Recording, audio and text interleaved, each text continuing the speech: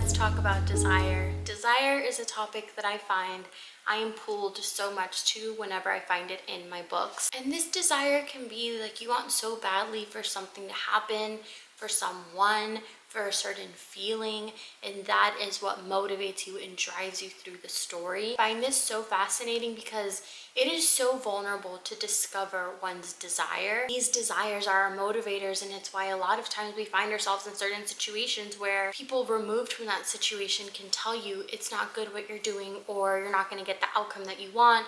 Why are you putting yourself in this position? But because our need for this desire is so strong, nothing else matters to that person. For me, it reveals the true essence and what drives us as people. I come back to these themes time and time again, and this is a collection of books all talking about desire and all those different types of desire that I mentioned in the beginning, and the streamline through all of these ultimately is just feeling seen and feeling loved and protected. I have some nonfiction, I have some fiction, I have different genres within fiction. So I just wanted to go ahead and talk all things desire in books.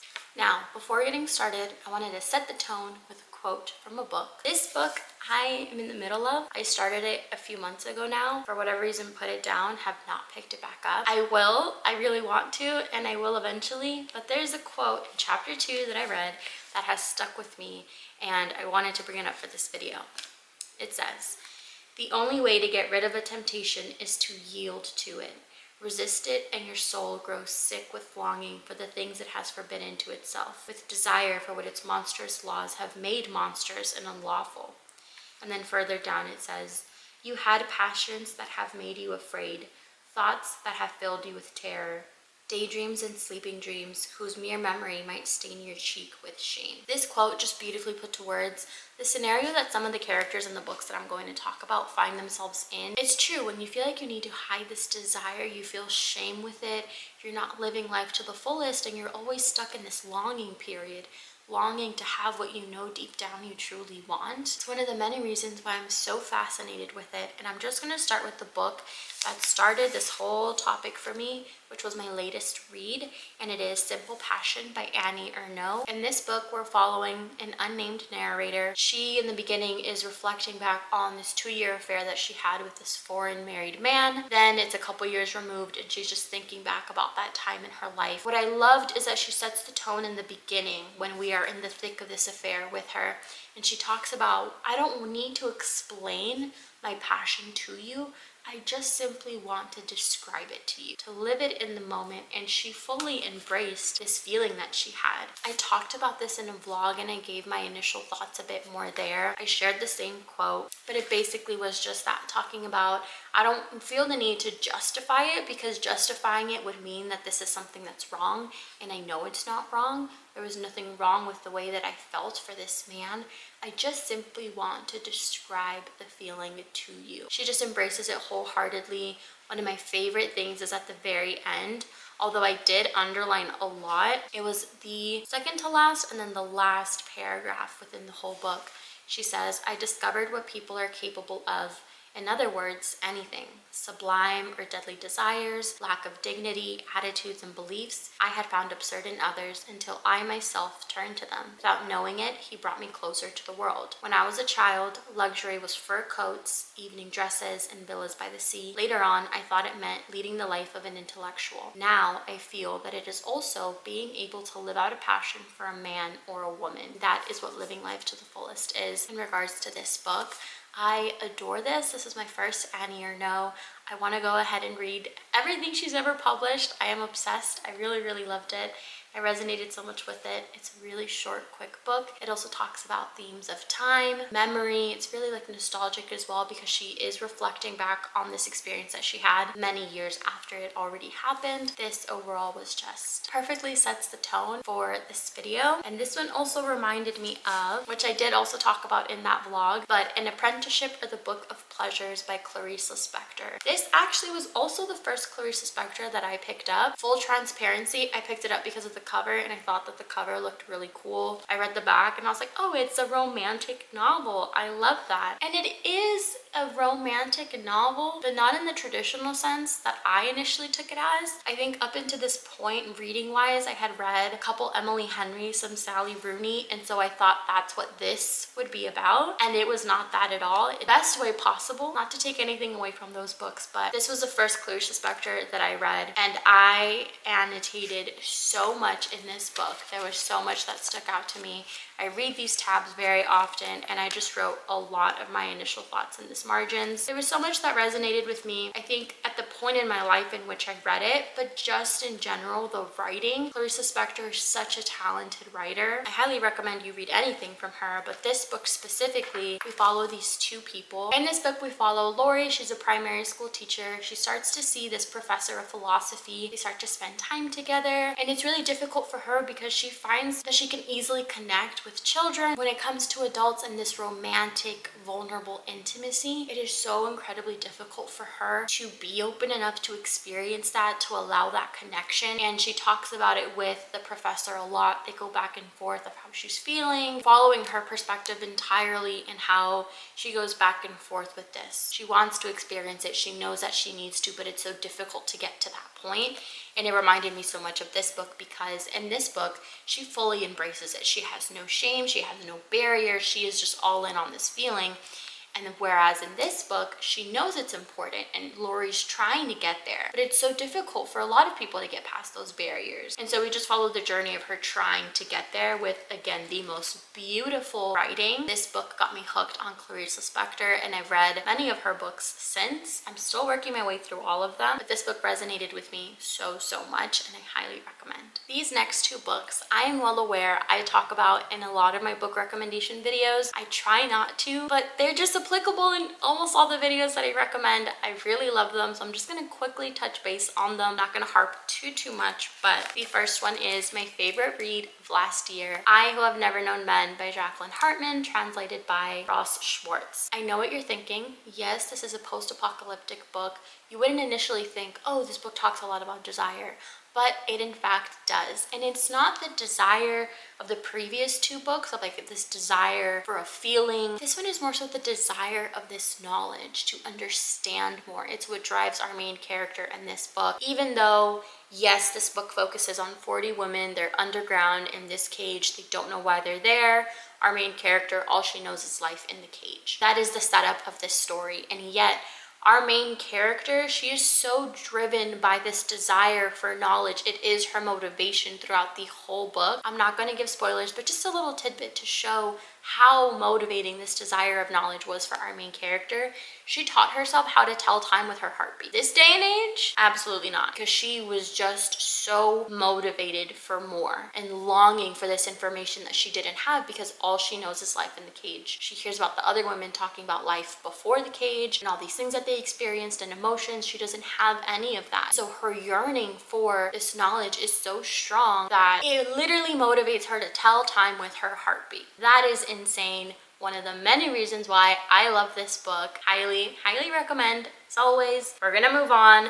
The other book that I talk plenty about is Thirst for Salt by Madeline Lucas. This is another book that feels quite nostalgic, differently from Simple Passion, because even though Simple Passion, she was reflecting on this experience, similarly to our main character in Thirst for Salt, this one is different because this longing feels very nostalgic, and it's so heavy with melancholy. It's an extremely atmospheric and beautiful book set in the beaches of Australia. Our main character falls for this much older man. They're at the beach, they connect, and then she just gets to experience this love. And this love that she has for our character is the desire that pushes her through this relationship and trying to come to terms with the fact that it might not be everything that she thought it was at first, but she tried so badly for it to be with this person, to be the one and to have the life that she wanted so badly. And so because it follows those similar themes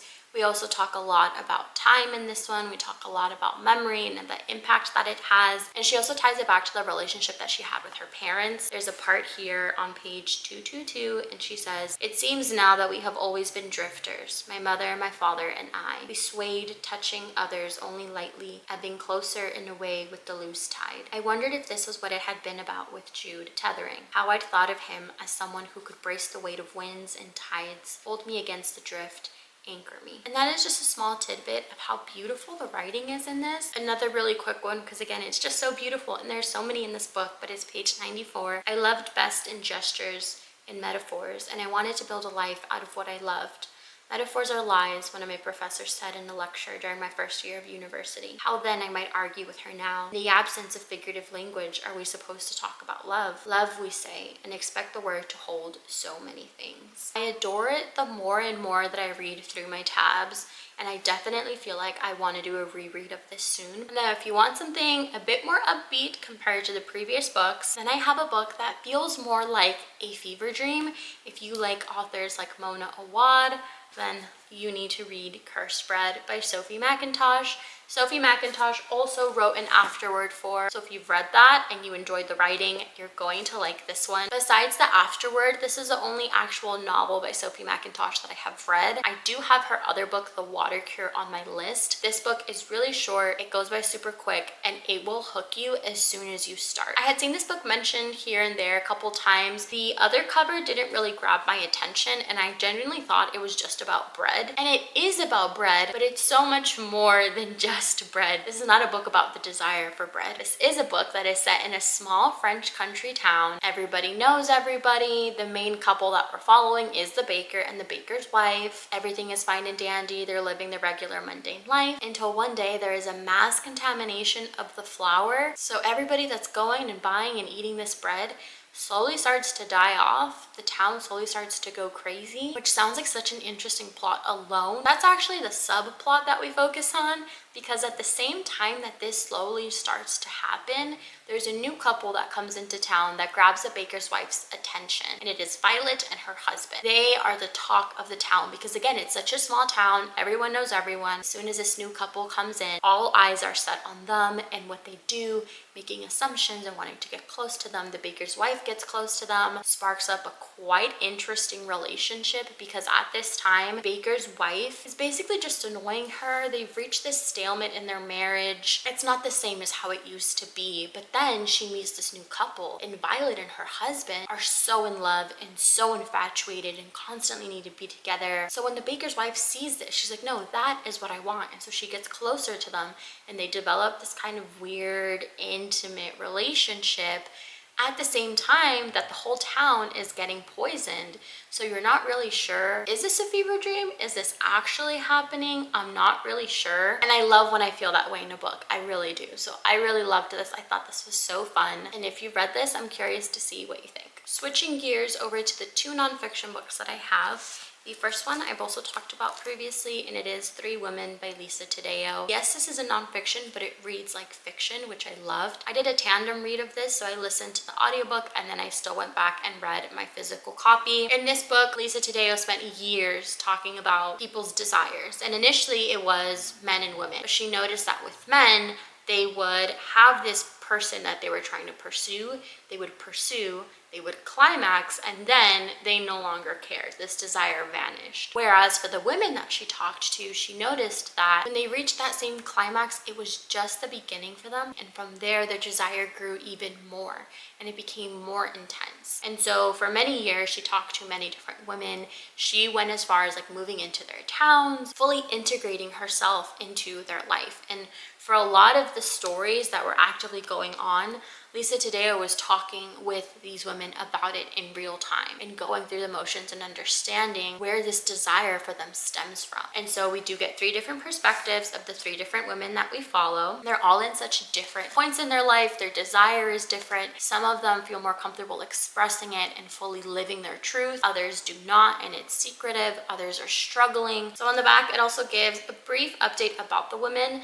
Lena is a young mother in suburban Indiana. The marriage has lost its passion, and she's reconnecting with an old flame through social media. Then we have Maggie, a 17-year-old high school student in North Dakota, allegedly engages in a relationship with her married English teacher, and then that causes a criminal trial, all happening in her really small town. And then Sloan is a successful restaurant owner in an exclusive enclave of the Northeast. She's happily married to a man who likes to watch her sleep with other men and women. Even on page 9, what I highlighted is, it's the nuances of desire that hold the truth of who we are at our rawest moments. If you're looking for a nonfiction, this one is really good. The most recent nonfiction that I've added is Want, which is a collection of anonymous submissions, and then they were all collected and organized by Jillian Anderson. These submissions themselves are all talking about women's wants. It can be really intense as like some fantasies that you have. It can be about basic needs that you have with a partner that aren't being fulfilled within your current relationship. There really is a broad range of these stories. They're all put in different categories, so I can read a couple of them to you. Rough and Ready, Off Limits, The Captive, Strangers, Exploration, More, The Watchers and The Watched, I Always Have a Thing For, ... Gently. And then they also asked each person that was going to send in a submission to then also include the answers for each of these. They were just asking for your ethnic group and nationality, religion, annual income, sexual orientation, relationship status, and if you had children or not. I haven't made my way through all of them because there are so many submissions. Jillian Anderson herself also added her own submission, and it's in one of these. I had to get up and go quickly get something because I realized I did not have this book in my stack, but I need to have this book included. I've also talked about this book before. It is Little Rabbit. This book is one of my all-time favorites. I try not to talk about it too much, but it is just perfect for this video of desire. We follow this woman. She reconnects with an old colleague. We know him as a choreographer. We know her as the nickname that he gave her, which is Little Rabbit. They start up a relationship. He is much older, and she starts to visit him in his house. They start to build this trust and this connection, and so they start to explore things. And it talks about the ties between our public life and our private life, how we present ourselves privately within the safe space that they have, and how that sometimes looks on the outside with your public life, trying to balance the two, and what happens when there's people around you that also start to give their input and how that impacts you. Coming to terms with certain things that you may want or that you may need within a relationship. What does that mean about you? Does it define you? Does it not? And so this book is just so beautiful. The writing, it's really sensual. It is the perfect balance of what I would like and what I try to find in these books. I have not found a book that is similar. I adore it, and I really like the ending. In the ending, there is a small shift, and it just left me like staring at the wall because it was a perfect way to end this book. That previous book is more of like a healthy exploration of it, whereas this book is not the healthiest. This is I Could Live Here Forever. This is by Hannah Halprin. Now with this book, there are a lot of content warnings. There's a lot of substance abuse, not a topic that a lot of people can stomach, understandably so. But we follow Charlie and Leah. One day they're at a grocery store. As soon as they lock eyes, they just know that they're gonna be in each other's lives. And the impact that they have on each other's lives during this period of time is much more passionate than either of them could have thought. It takes a really big toll on their health. Initially, Leah goes on this date and she is just wooed off of her feet. She feels like she needs more. She needs to be held by this person. She feels like she found this missing piece of the puzzle that she's been looking for because she didn't feel that connection with her family. She didn't feel that unity, that love, that support, but she found Charlie, and Charlie makes her feel like that. And so when you finally feel this emotion, you don't want to let that go under any circumstance. So when Charlie ends up telling her, hey, I'm actually a recovering addict, she doesn't even blink. Maybe she blinks a little bit, but not long enough. She continues to see him. Charlie continues to have difficulties with this and regresses, makes improvements, regresses, and we just get to experience what happens during these regressions. And it goes back to what I said in the beginning of the video, where you can see from an outsider's perspective looking in, Leah, this is not good for you. This is not beneficial for you. Why do you put yourself in this situation? But because this motivation and this desire for feeling connected, for feeling loved and supported by someone, she finally has it. Why would she let that go? And that is what pushes her to continue to be in this relationship, to continue to have to go through these experiences that are harmful, ultimately really painful, but she doesn't want to let go of this feeling because when he's good, things are so good and it's so beautiful. beautiful and they truly love each other and see each other. Who doesn't want to feel like that? She can ride through the lows to get to experience the highs with Charlie. So you need a lot of patience with this book if you're not in that headspace, or like you can't tolerate when characters act like that. But that is what I find so fascinating about reading books about desire, because these characters just get this tunnel vision and that's all that they see and that's all that they cling to. So highly recommend this. If you want a book that's similar but you do not want those trigger warnings,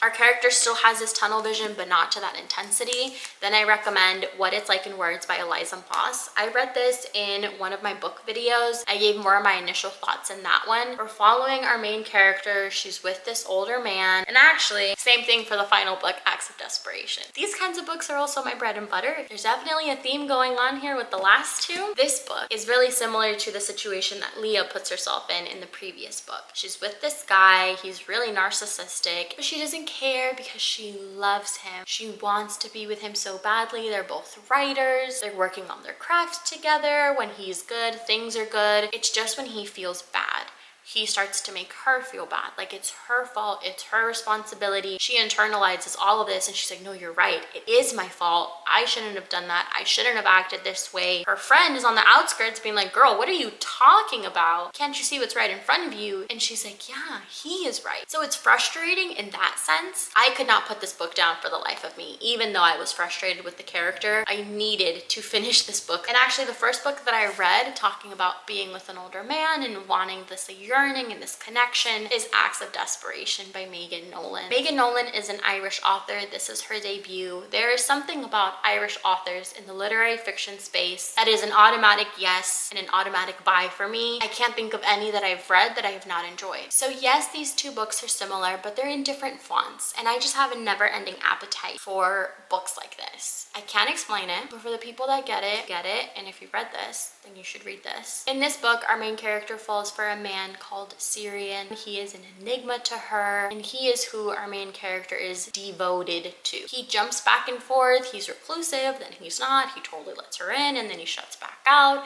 And she is just in this cat and mouse game for his attention, for his love. She feels like this is the guy for me. She's just working overtime for his attention in general, which in general is bad, but it's even worse because she finds out that he still has communication with his ex. He gets really defensive when she tries to bring it up. Like, why would you even ask that? Why would you even bring that up? And she's like, no, you're right. Why would I even bring that up to you? Like, that's so crazy. And I'm reading the book like, are you guys serious? Are you guys really doing this? So I really love this book and I highly recommend. And if you've read it, please let me know what you think. I know Megan Nolan has another book out. I haven't got to it yet. I think the premise is quite different, but anything Megan Nolan writes, I will definitely read. So those are all of the books that I wanted to talk about in this video. All these books covering desire and this longing and this yearning for something, for someone. If you've read any of these, let me know what you think. If you have any recommendations for similar books, please comment them down below. But overall, thank you so much for watching.